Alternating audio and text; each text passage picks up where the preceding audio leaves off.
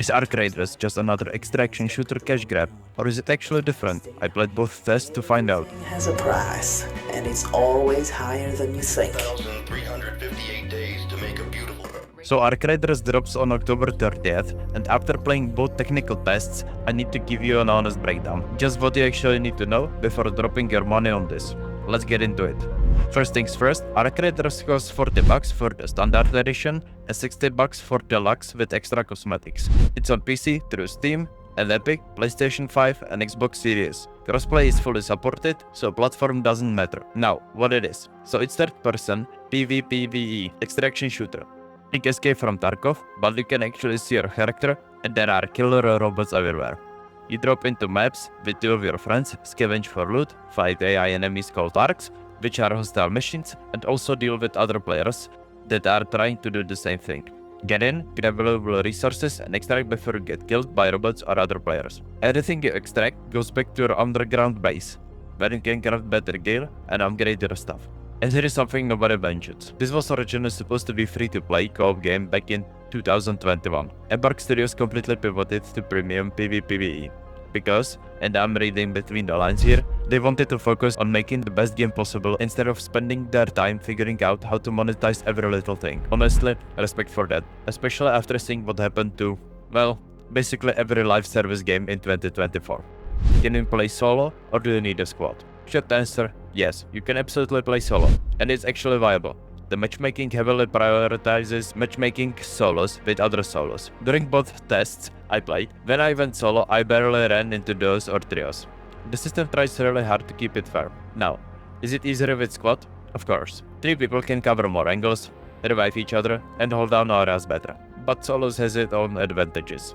You are quieter, more mobile, and honestly, you don't have to split the loot. Plus, in my experience, solo players tend to be less aggressive towards each other. Not always, but more often than you would think. There is one catch though. There is at least one boss level enemy that's basically designed for squads. Solo players will struggle with it. But for 95% of the gameplay loop, solo is totally doable. And yeah, there's a matchmaking option to team up with randoms if you want to. This is where Arc Raiders does something genuinely different. And it's either going to be your favorite thing or your biggest concern. Traditional extraction shooters like Tarkov do mandatory wipes.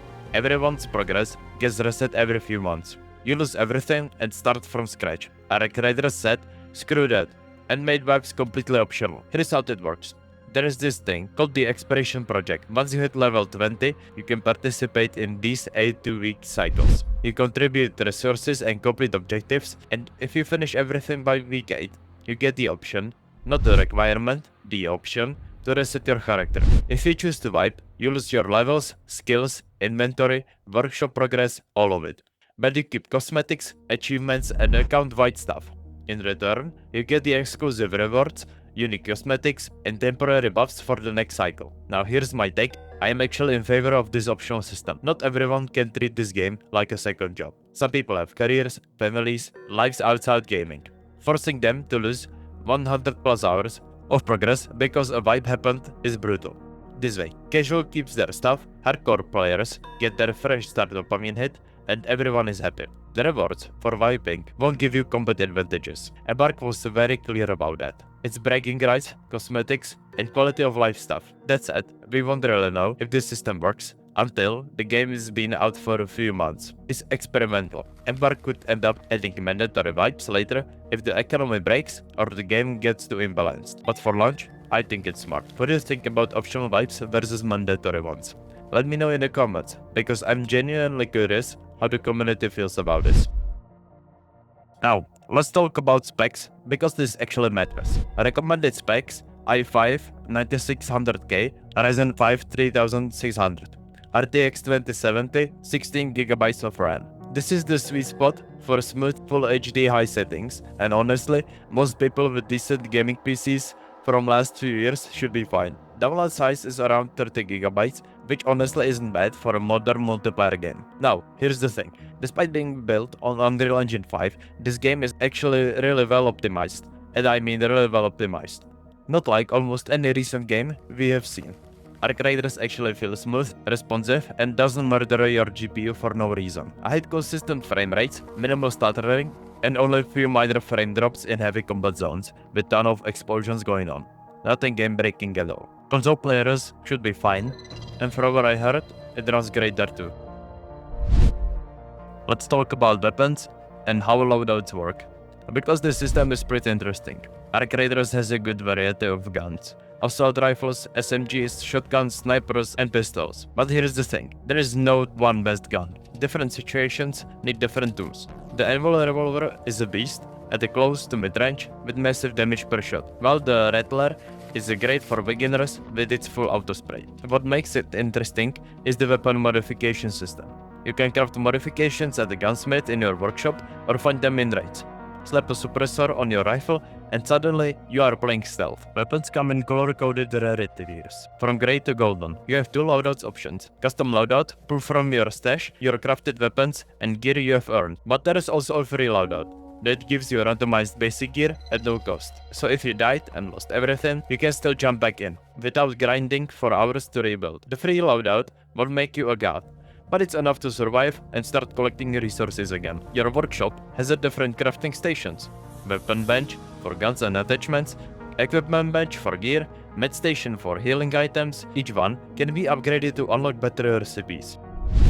Now, endgame content. So, what do you actually do once you learn the game and have some decent gear? There are weekly trials, harder challenges with multiple difficulty levels where you compete on leaderboards for rewards. If you are competitive, this is very proof you are actually good at the game. Traders send you on quests that tell the story of the Rust Belt and reward you for completing them. These quests give you specific tasks, like kill Hornet with X weapon or loot for crates. They are not just vague objectives. Completing trader quests unlock better gear in their shops, so there is actually progression here. Then there is a really big stuff. There are machines as large as apartment buildings roaming the surface, like the Queen, who defends the harvester structure. Taking those on requires serious coordination and gear. And of course, there is Expedition Project we talked about earlier. The optional vibe system that gives you reasons to reset and play through again with exclusive rewards. The honest answer though, we won't really know how deep the endgame is until a few months after launch.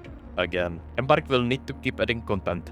New maps, new archetypes, new gear to keep things fresh long term. But for launch, there is enough to do. Between 4 maps, trader quests, trials, and chasing better loot, you'll have plenty stuff to work towards. The stuff that nobody mentions. 1. Progress from any playtests doesn't carry over to launch. Clean slate on October 30th. 2. The game has 4 maps at launch.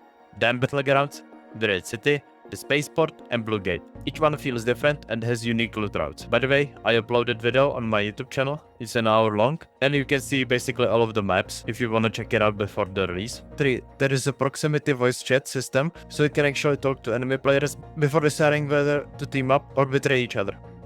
4. Weather affects gameplay. Storm reduces visibility and makes certain arcs more aggressive, so you need to adapt your strategy. 5. There is a rotation system that changes based on real time. You'll either have on the map probes, queen balls, raider stashes that rotate in and out throughout the day. I'll show you a picture of a rotation schedule on the screen so you know what's available when. This keeps the game fresh because you are not grinding the same content all day. And real quick before we wrap up, these videos take quite a bit of time to research and put together. So if you are enjoying this content, I would genuinely appreciate it if you could drop a like on the video. I am currently at 43 subscribers, working my way to the first 100, and I'm super grateful for every single person who subscribed so far. Your support means a lot and helps me to keep making these videos. So that's the honest breakdown. Arc Raiders launches on October 30th for $40. If you are into extraction shooters, want something that respects your time with optional vibes, and don't mind a learning curve, this might be worth your money. I'll be probably playing on launch. And how about you? If you found this helpful, hit the like button and subscribe. And you can let me know if you are playing on a launch day as well and what you think about the game.